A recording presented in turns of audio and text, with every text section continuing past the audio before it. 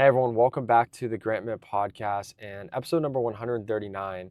In this episode, we're going to be talking about how to essentially utilize the setup to build and leverage credibility to win in life and get what you want. And out of all the topics that we've talked about, this one has the chance to be the most impactful because of the leverage that comes with this knowledge and these actions. And these are all things that I've implemented personally. And so I'm taking real world experience and helping you guys save 5 to 6 or even 10 years of your life so you can elevate and get to where you want to be in life now. And just before we get started, two things to help you guys have more resources to win now. One is I'm doing a live sales mastery workshop where we're breaking down sales objections, how to close at a higher rate, how to lead and scale sales teams to grow your business. If you guys would like a spot, I'm going to give away free spots to anybody that is a podcast listener. There's a link below to register. It's grantmentconsulting.com/workshop, I believe, something along the lines of that. It'll be right below. And then I also put together 4 pages of essentially a sales script and appointment setting template that I've utilized within my own businesses, companies I've invested in, and anybody I've worked with or mentored to do personally over 55 million in revenue. And so if you guys would like that, while you're listening to this, pop over to my Instagram and direct message me the word script, SCRIPT. There's an automation set up that as soon as you send that, I think like 5 or 10 seconds after it, you'll have a PDF where you can download that and you can utilize it for your company. So yeah, DM script and I'll send that over. And then the workshop link is below.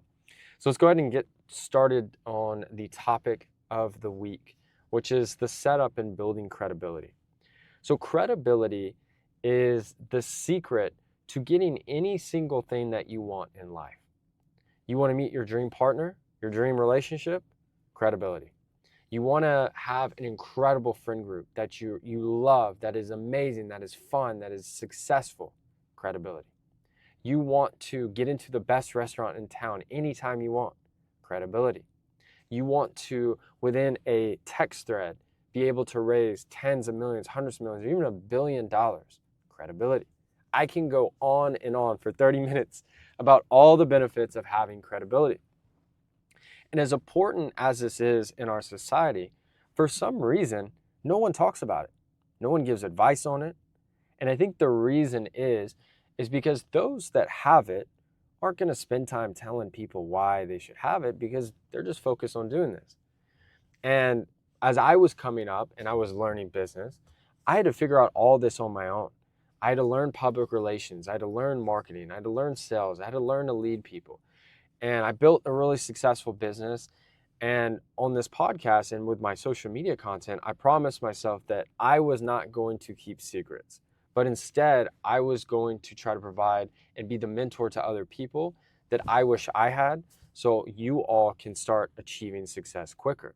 So I'm going to break down how to do this. One, why this is important and the 2 key areas to focus on.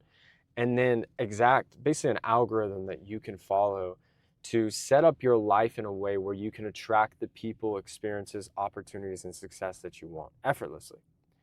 And I always tell people all the time, networking generally is overrated.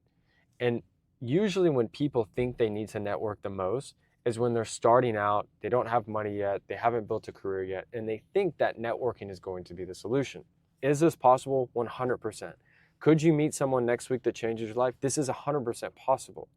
But generally speaking, if you don't really have any attributes, skill sets, experience, or value to give to someone, if you walk up and you have nothing to give, that means you're asking for things. I'll give you an example. Like I get DMs all the time. I'll come work for you for free. First off, that would kind of build some resentment. Like, why would I want someone to work for free? 2 is I'd have to have someone around me that I don't even know. I don't even know if I trust, and I don't want them to hear everything because I don't even know who they are yet. Then not only that, but I have to train them. They're not like this perfect, prepared person that knows how to operate, how we work, everything.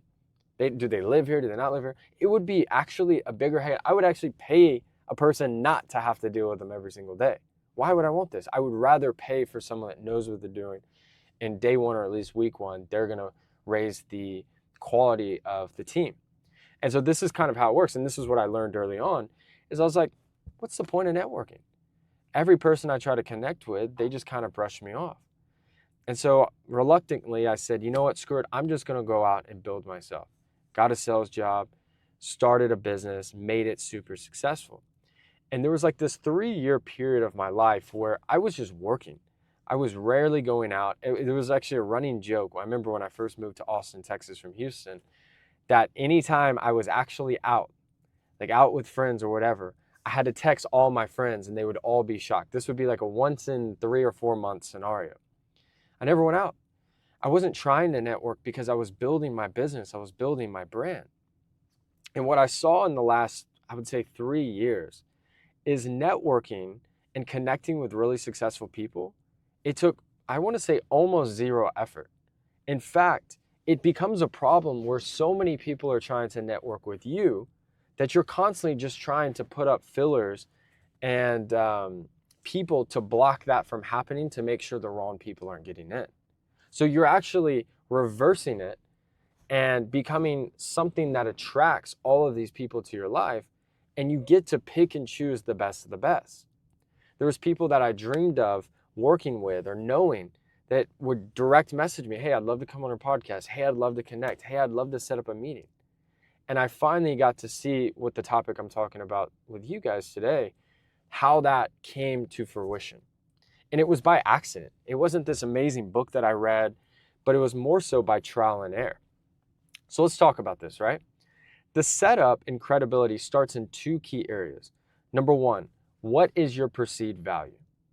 Okay, so a good way to figure this out is look at how we as humans perceive other people. So let's say that you have a group of 4 to 5 people and you have a friend that is coming into town. And you said, hey, my friend Johnny is coming into town. What will you likely do? I don't want to say you're going to give them a pitch, but you're going to give a quick little 30 or 15 second spill on what Johnny does, who he is, and why he or she is cool.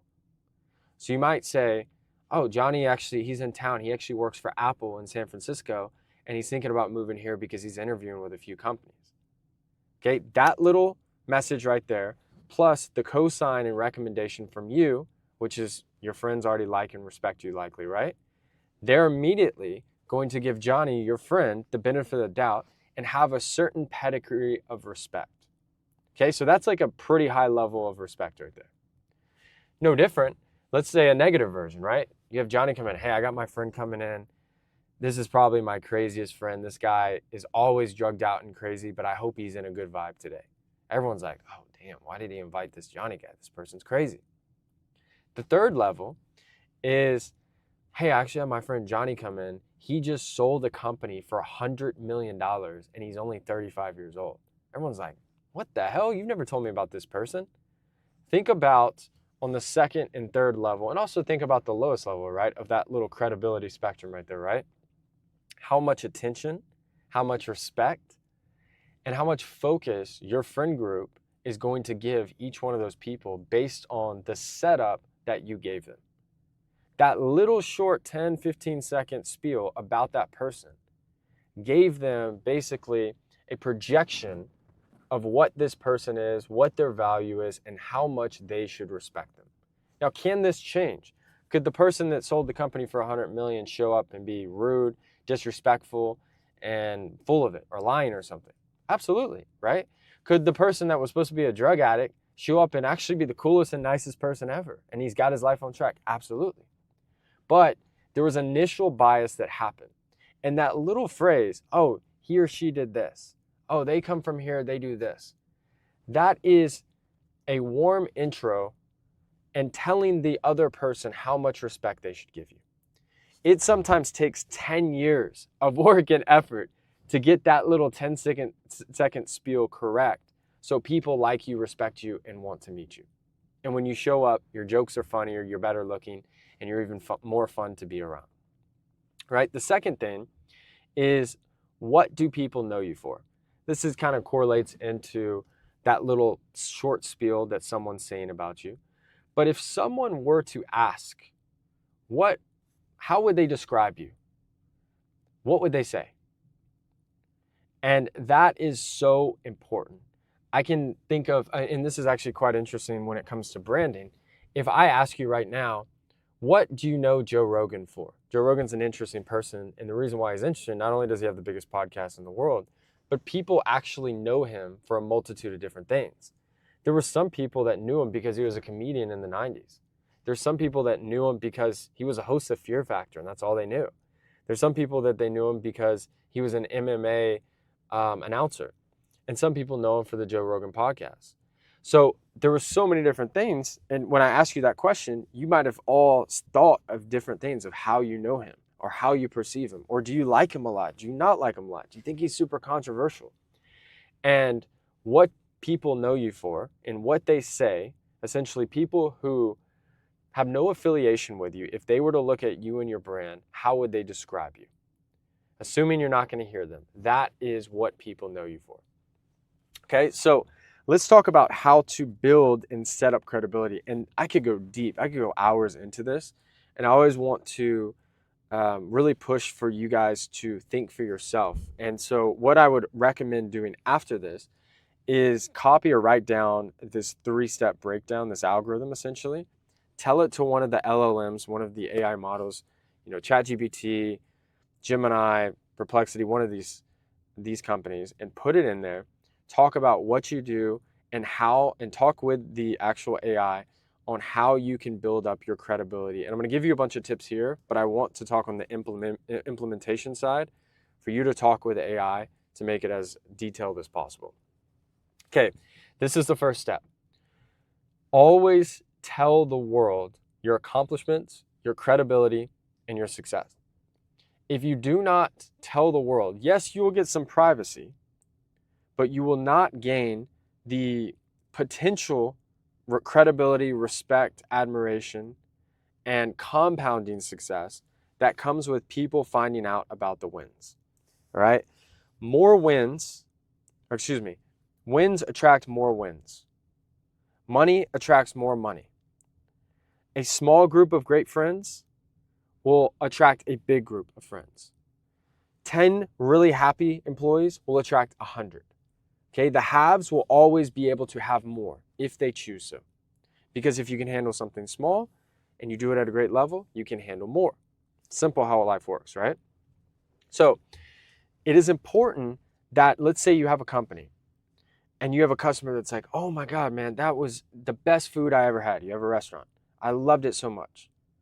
There's an almost, yes, are they going to tell people and it's going to bring people? Yes, but to a marginal degree.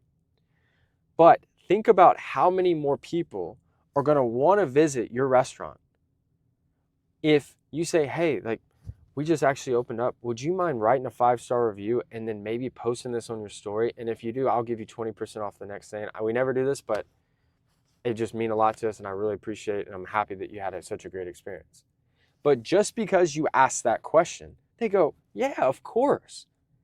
And now attendance is up. When they Google you or they look for local restaurants, they're seeing a 5-star review. This is the best Italian restaurant I've ever had in my entire life. And sometimes all you got to do is ask. You got to show the world. I ate at this restaurant in Miami, and it was the best Italian restaurant in America I've ever had. It wasn't very bougie. I want to say it's a hole in the wall, but it's a very small restaurant. It's called Limoncello, and it's in South Beach. Y'all should go to it. And if you Google Limoncello, you can search right now, Limoncello, Miami, South Beach. You'll see it has, I think, 14,000 plus reviews, like 4.9 stars. I've never seen a company with this type of reviews. And when I went, not only was it incredible, but the waiter was like, hey, how did you like it? I said, man, this is the best Italian food I've had in America. He said, would you mind writing a review and referencing me? I said, sure. And I loved it, but I don't ever write reviews. I'm not a Yelp warrior. I just don't have time. I don't think about it, right? I don't even write one when I'm mad. But just because he asked me, I wrote it. And then when I went to look at how many reviews they had, that standard operating procedure was in place. So now I'm telling my friends, if they search it, bam, it's right there. It has all of those reviews and more people continue to go there. If you have a successful quarter, pay for a press release, $500,000, whatever it is, do it, right? All of the AIs are now picking up data from Google and Bing and the internet. So if you're going into a meeting with a prospective company, let's say you have a B2B business and you're trying to close a client, they're going to ask ChatGPT about you and your company. And if there's nothing there, then they're just flipping a coin. They don't know anything about you. But if the second you jump on, they already read ChatGPT and they go, man, had record quarter, massive growth, just raised $5 million, CEO of the year, best place to work. They're like, whoa, this is huge. So you need the internet to have a footprint of your success. And if you don't tell anybody, you cannot be upset when the world does not see you as a credible person. Okay? Same thing with social proof. Social proof, each social media account is different, but Instagram specifically is essentially a landing page or a resume. I always tell people all the time, like when they're trying to connect, hey, just text me. I won't even remember them if it's just an exchange for phones. I'm like, man, let's just connect on Instagram. Because if I see them posting every week, I'll become more familiar with them. I'll learn more about them and vice versa. If they see my Instagram page, boom, it'll help me have credibility. So I'd rather connect via Instagram. So you don't necessarily have to have all these followers, but if you have a great page where it shows what you do, it shows your credibility, it shows your network, and you look like an amazing, awesome, sharp, well-dressed person, it's going to increase your credibility in social proof, right? So you always have to, when they Google you, they see nothing but great things. This is very, very important. Overly do reviews, overdo press, and you will attract really great people into your business, opportunities, all types of things. I know women, for example, that before they go on a date, they Google all the guys. They Google the guy that they're going out with. So if you're a guy, they're likely going to Google you. All right, number 2, relationships. Nothing can change a person's reputation quicker than their associations, who they choose to spend time with. Famously, John F. Kennedy and the Kennedy family was new money. And during the Gilded Age, they started making a ton of money, Bobby Kennedy and his dad, and they were new money. And there was a lot of old money during that time. And when John F. Kennedy was, I believe he became a senator at this point, at 34, a Boston senator. He went from representative to a senator. He wasn't married yet.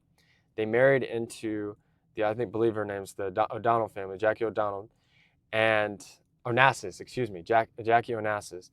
And they had old money and a really strong reputation.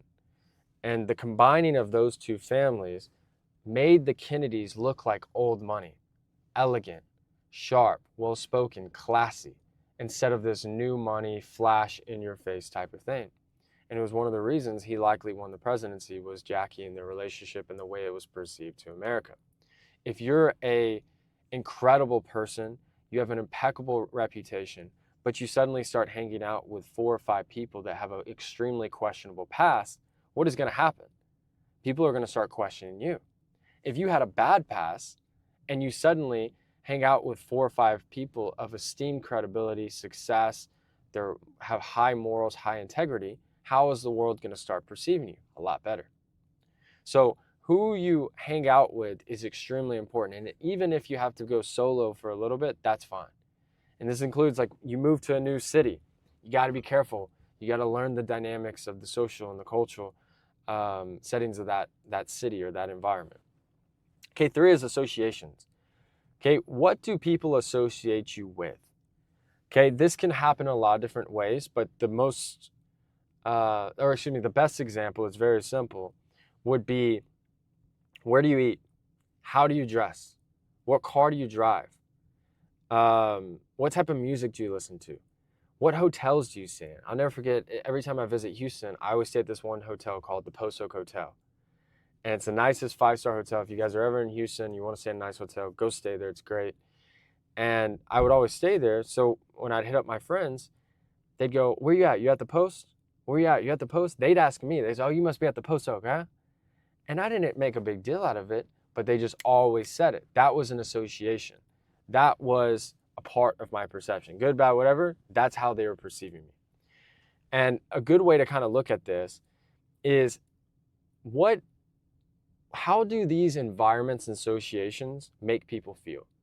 And I think this is so important when it comes to leadership, when it comes to branding, when it comes to sales, even marketing, is people are going to largely look at you and perceive you of how credible you are, how likable you are, how fun you'll be around by the emotions that they experience when they're with you.